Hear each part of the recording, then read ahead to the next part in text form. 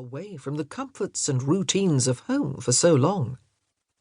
In any event, not only was nothing happening to the Bland sisters on this particular day, it seemed as if less than nothing was happening.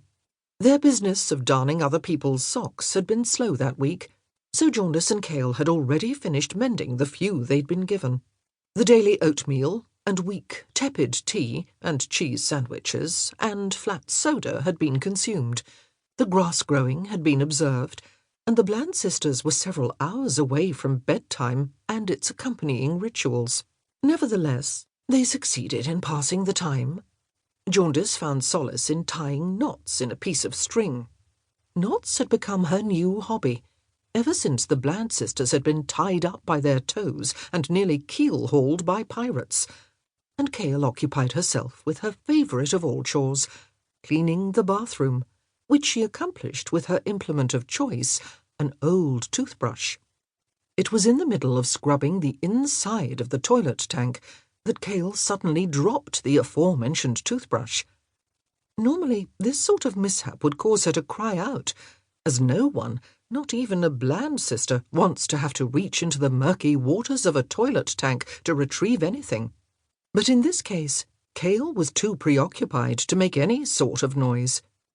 "Jaundice," she finally called out to her sister. "Yes, Kale?" Jaundice replied, working on a particularly difficult knot. "I'm having a feeling," Kale announced. Jaundice sighed, looking up at the ceiling. Her sister was always having feelings. It was very trying.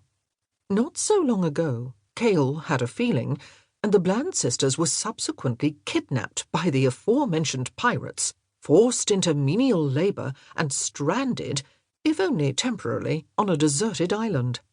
Sometimes Jaundice wished her sister would keep her feelings to herself. "Did you hear me?" Kale asked, emerging from the bathroom.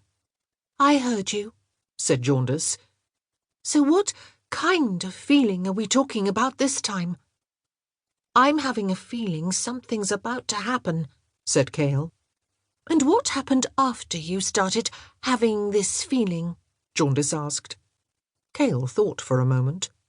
"I dropped my toothbrush into the toilet tank," she said. "A toothbrush in the toilet tank?" said Jaundice. "That is quite a happening. I don't think that's it," said Kale, closing her eyes. "And why not?" asked Jaundice. "Because I'm still having the feeling," said Kale. "Is the toothbrush still in the toilet tank?" asked Jaundice. Kale nodded. "Well, there you go," said her sister. "You'd better go fish it out." "What a relief," said Kale, rolling up one sleeve. "I was really starting to think something more serious was going to happen. You know, like last time, with the pirates." "Perish the thought," said Jaundice, getting up from the couch. "I'm going to go out to the mailbox." "But today's my turn to get the mail," said Kale. "Given where your hands have been all afternoon," her sister said, "I think you should sit this one out." "Good idea," said Kale. Jaundice was almost always right. Tilly's tip. If you're expecting guests, spend at least a week cleaning and preparing. And stay calm. No one likes a stressed hostess. Chapter 2.